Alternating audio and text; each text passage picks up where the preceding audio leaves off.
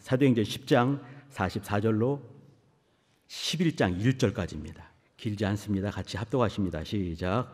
베드로가 이 말할 때에 성령이 말씀 듣는 모든 사람에게 내려오시니 베드로와 함께 온 할례 받은 신자들이 이방인들에게도 성령 부어주심을 인하여 놀라니 이는 방언을 말하며 하나님 높임을 들음이러라. 이에 베드로가 가로되 이 사람들이 우리와 같이 성령을 받았으니 누가 능히 물로 침례 줌을 금하리요 하고 명하여 예수 그리스도의 이름으로 침례를 주라 하니라. 저희가 베드로에게 수일 더 유하기를 청하니라. 유대에 있는 사도들과 형제들이 이방인들도 하나님 말씀을 받았다 함을 들었더니. 아멘. 하나님 말씀을 받았는가? 하나님 말씀을 지금도 받고 있는가? 또 하나님 말씀 받기를 사모하는가라는 주제를 가지고 같이 은혜들을 나누도록 하겠습니다. 최근이라는 얘기는 한 달 내입니다. 한 달 내에 몇 군데에서 똑같은 질문을 받은 적이 있습니다. 질문 내용은 하나님께서 성경을 우리에게 주셨는데 이 성경이 하나님께서 뭐 여러 버전을 쓰셨겠습니까? 한 권, 마태복음 한 권 이렇게 준 거 아니겠습니까? 마가복음 한 권, 누가복음 한 권 이렇게 66권 성경이겠죠. 근데 그 중에서 이제 이렇게 우리 성도님들 그런가 모르겠는데 킹 제임스 성경이라는 성경이 있습니다. 이 성경만 변개되지 않은, 원수 마귀가 손대지 않은 진짜 하나님 말씀이라고 믿는 분들이 또 이렇게 주장하시는 분들이 계시다는 거죠. 그리고 이제 우리는 이제 한글 킹 제임스 버전을 사용하지는 않습니다. 한글 개역 성경, 개역 한글 성경을 쓰지 않습니까? 하나님께서 이렇게 킹 제임스 성경만 쓰셨는데 그러면 다른 성경을 가지고 신앙생활하는 사람들은 잘못된 길로 가는 것이 아닌가? 이런 얘기를 제가 몇 군데에서 들었습니다. 우리 성도님들 그렇게 생각하십니까?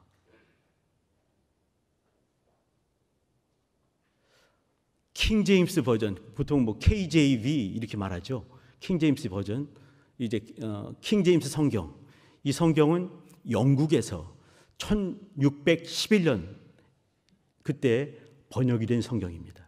영어 성경인 거죠. 이것을 주장하는 사람들의 말에 의하면은 1611년에 번역이 된 성경만 진짜 성경이란 얘기예요. 그 얘기 속에는 원래 원 언어 히브리어 성경, 헬라어 성경, 또 그 전에 번역된 성경도 있습니다. 루터 성경이 있거든요. 제네바 성경 얼마나 많이 있겠습니까? 또 그 이후의 성경이 또 얼마나 많이 있습니까? 한글 킹 제임스 성경은 1994년도에 번역이 됐습니다. 그러면 1994년도 이전에 있는 여러 성경 버전들, 또 특별히 한글 개역 성경들, 또 이걸 가지고 지금까지 영적 생활한 사람들은 잘못된 이렇게 인도를 받은 것인가? 이 말도 안 되는 말 같지만 저는 예전에 들을 때는 한 10수년 전에도 이런 얘기 나왔었잖아요. 근데 이때는 그냥 이제 말도 안 되는 말을 하는 사람들이 참 많구나. 우리 한국교회 유명한 목사님들도 참 많이 계십니다. 우리 성도님도 어떻게 생각하십니까? 전 지금도 말도 안 된다 이렇게 생각을 하거든요. 그러면은 1611년도에 성경을 번역하는 번역자들에게 하나님께서 또 다른 영감을 하셔야 됩니다. 영감이란 말은요, 쉽게 사용할 수 없는 용어입니다. 우리는 하나님 우리에게 영감 주세요 이렇게 기도하지요. 근데 우리 교회 내에서 있는 우리 공동체 내에서는 어떤 말인지 이해는 합니다. 근데 다른 교단과 다른 신앙생활, 다른 교회에서 신앙생활하는 모든 분들은 영감 주세요 이 말은 성경을 쓸 수 있는 그런 걸 달라 이렇게 말하는 것입니다. 근데 영감이란 용어는 쉽게 쓰는 용어가 아니고 가벼운 용어가 아닙니다. 하나님이 영감 주셨을 때는 성경을 쓰는 겁니다. 처음 성경을 쓰는 유명한 사람들, 그 사람들은 하나님의 영감을 받고 성경을 써서 이것이 우리가 지금도 성경이라고 보는 것이죠. 영감을 이렇게 하나님 영감 주세요 쉽게 말할 것은 아니라고 생각이 됩니다. 성경을 잘 읽을 수 있도록 하나님 나에게 지혜 주세요. 이 정도면 될 것 같습니다. 아무튼 그러면 1611년도에 킹 제임스 성경을 쓰는 사람은 하나님께서 또 다른 영감을 주신 거예요. 이 얘기 속에는 1611년도에 영국 사람 중에 그때 그 옛날 영어를 쓰는 그 사람에게만 번역할 수 있는 특별한 영감을 주신 것이지요. 그렇지 않고는 이렇게 말할 수가 없는 것입니다. 그렇게 믿으십니까? 혹시 어떤 사람이 저는요 킹 제임스 성경 번역을 좋아합니다. 저는 그것도 괜찮을 것 같습니다. 저는 이 한글 개역 성경을 좋아합니다. 우리 친구들한테는 쉬운 성경이라는 아주 쉬운 말로 성경을 이렇게 줬지만 저는 지금도 이 성경을 좋아합니다. 제가 수십 년간 이걸 봤기 때문에 그렇습니다. 너무 익숙하기 때문에. 킹 제임스 성경도 여러 성경 버전 중에 하나로서 좋아할 수는 있지만 이것만 성경입니다라고 말하는 것은 뭐냐면 다른 것은 성경이 아니란 얘기거든요. 이건 있을 수가 없는 것입니다. 주의 몸된 교회를 아주 아프게 하는 정말 나쁜 분인 거죠. 좋지 못한 분들 같습니다. 우리 성도님들, 어떤 사람이든지 어떤 사상이든지 어떤 그룹 공동체든지 어떤 사건이나 어떤 것에 잡히지 마시길 바랍니다. 바울이 썼던 이 디모데후서, 바울의 마지막 유언 같은 서신에 보게 되면 2장 9절에 보면 말이죠. 나는 지금 복음 때문에 이렇게 죄인과 같이 매여서 고난을 받고 있지만 그러나 하나님 말씀은 어디에도 잡히지 아니하느니라 라고, 어디에도 매이지 아니하느니라 라고 말씀하고 있습니다. 하나님은 매이는 분이 아니십니다.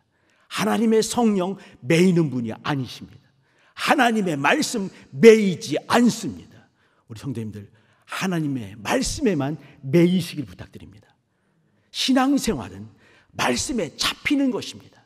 말씀에 매이는 것입니다. 이 얘기 다시 거꾸로 말하면 다른 어떤 것에도 잡히지 않는 것입니다. 사람에게 잡히지 마시기 바랍니다. 우리 큰 경험하지 않았습니까? 다시는 잡히지 마시기 바랍니다. 어떤 신학, 어떤 사상, 어떤 것에도 잡히지 마시기 바랍니다.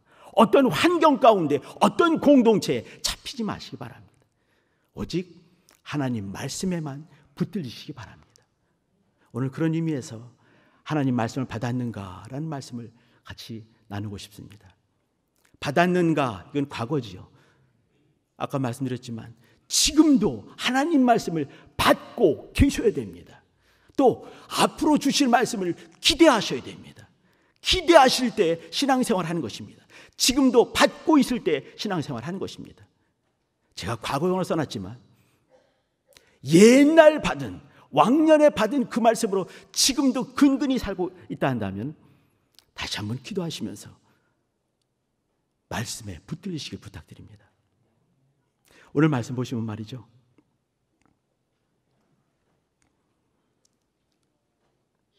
사도 베드로가 고넬료 사람을 만나게 되면서 고넬료가 사람들을 모으는, 제가 그 써놨으면 참 좋았을 텐데 제가 그냥 이제 말씀을 드리겠습니다. 잊지 마시고 사도행전 오늘 44절부터 봤잖아요. 33절을 꼭 한번 읽어봐 주시고 몇 번 읽어봐 주시고 암송하시면 좋을 것 같아요. 사도행전 10장 33절 이렇게 시작이 됩니다. 내가 곧 당신에게 사람을 보내었더니 오셨으니 잘하였나이다. 이제 우리는 하나님께서, 주께서 당신에게, 이 고넬료가 지금 베드로가 하는 말입니다. 당신에게 명하신 모든 것을 듣기 위하여 다 하나님 앞에 있나이다 라고 했어요. 우린 지금 어디 있냐면, 이때 이제 고넬료가 하는 말이죠.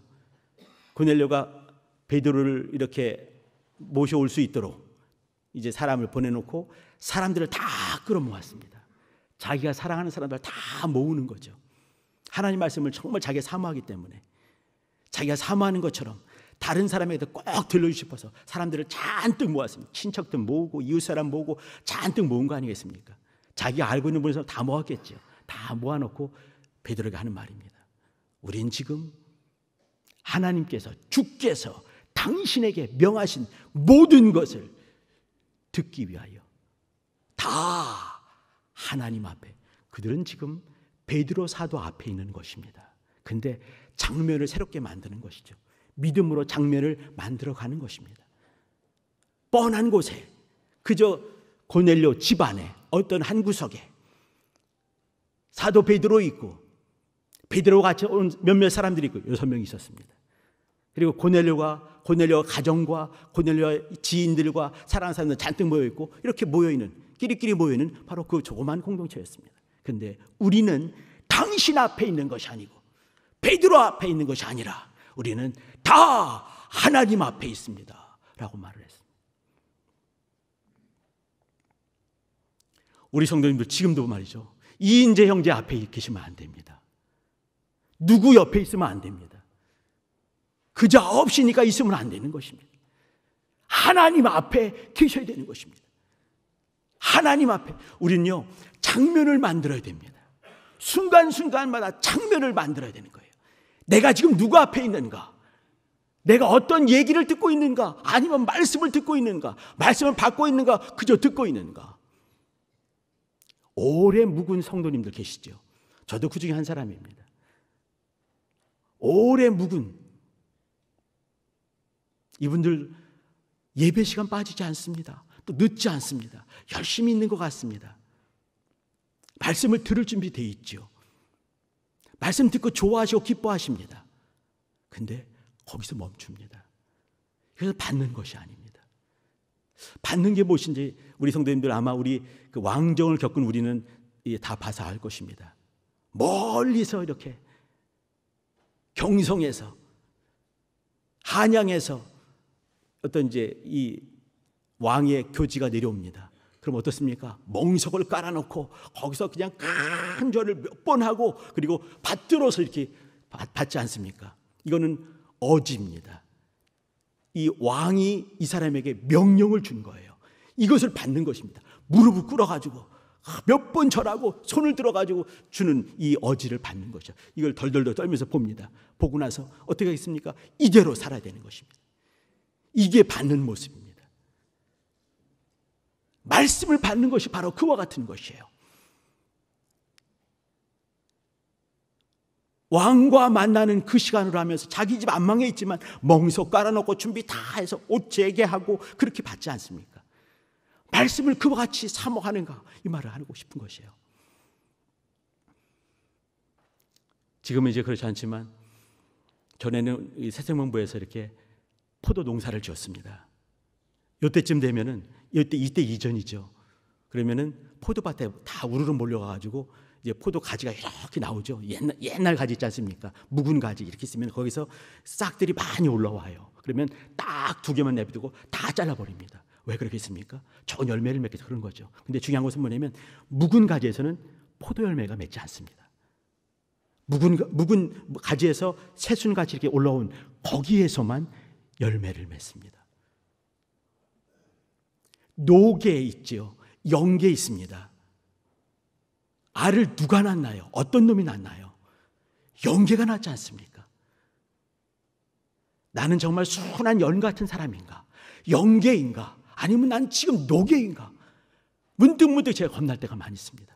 어느 순간에 저는요, 노개가 하는 짓과 똑같은 짓을 제가 하고 있거든요.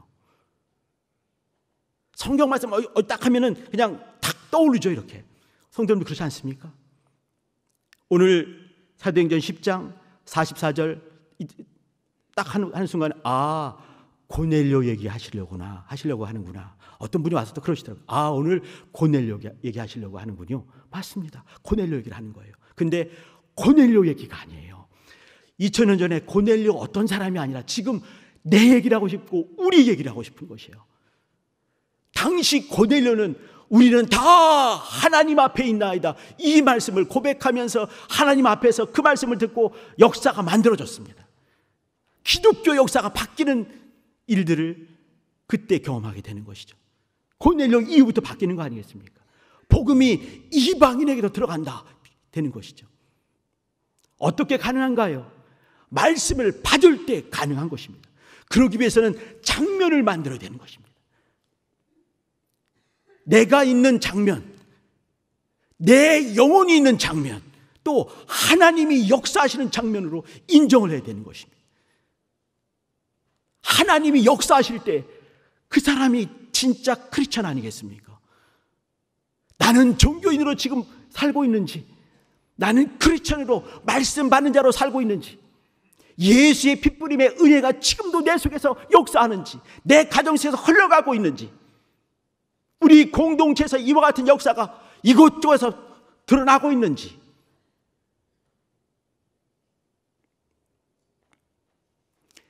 영국에 어떤 목사님이 계셨습니다. 놀랍게 역사하신 당대 사도 같은 사람, 스미스 위글스월스라는 분이세요. 이분이 말이죠, 이렇게 그 중에 한 가지 예를, 당시에 엄청나게 역사했던 분이신데, 다리가 없는, 이제 다리가 이제 사고를 당해서 다리가 없어가지고 이제 나무로 그 목발을 만들고 이렇게 해서 걸어다니는 분 있지 않습니까? 이분이 오셨습니다. 근데 그냥 하나님께서 감동을 그냥 확 주셨어요. 이 스미스 목사님한테 감동을 확 주셨어요. 한마디 선포를 했습니다. 오늘 집으로 돌아가시면 좋은 신발을 신으시기 바랍니다. 이렇게 말을 해버렸습니다. 근데 이분은 좋은 신발을 살 이유가 없는 분입니다. 다리가 없으니까요. 그냥 나무로 이렇게 의족을 하고 사는 사람이니까. 근데 이분도 이 앞에 있는 목사님의 선포하는 그 말씀을 인정하면서 아멘! 믿음으로 받는 것이죠. 그리고 둘이 또 간절히 기도하기 시작했습니다. 어느 순간에 이 나무떼기가 살로 변하면서 걸어가게 되는 거예요. 그리고 좋은 신발을 신게 되는 것이죠. 이런 분이거든요. 근데 그분이 하신 말씀, 이것 때문에 말씀드린 게 아니라 이분이 하신 유명한 말씀이 있습니다. 나는, 그 스미스 위글스월스라는 목사님이죠. 나는 하루에 30분, 그러니까 살면서 모든 순간에 이제 이렇게 30분이 넘도록 기도를, 이게 표현 잘 못하네요. 그러니까 30분 있을 때 이 사이에 반드시 기도하고, 또 30분에 또 기도하고, 또 기도하고. 제가 지금 제대로 말씀드리고 있나요? 그러니까 이제 30분이 넘도록 기도를 안 한 적이 한 번도 없습니다. 라고 말하는 거예요. 이게 뭐겠습니까? 매 순간마다, 매 어떤 환경마다, 어떤 일이 있을 때마다, 누구를 만나든지 어떤 일하든지 매 30분 그 사이 안에서 반드시 기도하는 시간을 몇 번씩 갖는 거예요. 순간순간 그런 시간들, 그런 장면들을 만들어 가는 것이죠. 영적 생활은 바로 그와 같은 것입니다. 하나님을 가까이 할 때 그분께서 말씀하시지 않으시겠습니까? 하나님은 말씀하시는 분이십니다. 우리 성도님 잘 아시는 것처럼 예수님이 누구신가요? 말씀이 육신으로 오신 분, 육신을 입고 오신 분이 예수님이십니다. 그분을 모셔드리는 것입니다. 기록된 말씀이 있습니다. 쓰여진 말씀이 있죠. 성경 말씀입니다. 그 말씀 속에서 하나님의 음성을 구별하여 듣는 것입니다. 또 선포되는 말씀이 있습니다. 성경 공부를 하든지 또 설교 시간이든지 선포되는 말씀이 있습니다. 그 속에서 매 순간 30분 넘어서까지 하나님 말씀을 안 듣고 또 이렇게 기도하지 않은 적은 아무도 없다고 이렇게 스미스 위글스월스 목사님 말씀하셨는데, 우리 성도님들 긴 시간 많은 못하더라도 순간순간마다 그런 시간들을 만드시기 바랍니다. 그런 공간들을 만들어 가시기 바랍니다. 주님께서 일하실 수 있게 만들어 가시기 바랍니다. 하나님 말씀하실 것입니다. 그 말씀을 받으시기 바랍니다. 그저 귀에 즐거운 말씀으로, 내가 좋아하는 어떤 말씀으로, 깨달은 말씀을 가지고 이렇게 멈추지 마시고, 그 말씀이 내 삶을 통해서 내 삶을 휘젓고 나를 바꾸고 변화시키고 환경 속에 역사할 수 있게, 말씀이 흘러갈 수 있게, 능력이 흘러갈 수 있게, 정의가 흘러갈 수 있게, 하나님의 법이 흘러갈 수 있게, 하나님의 긍휼하심이 흘러갈 수 있게 역사하셔야 됩니다. 나는 지금도 매 순간순간마다 하나님이 역사하실 수 있는 그 장면들을 만들어가고 있는지 보실 필요가 있을 것 같습니다.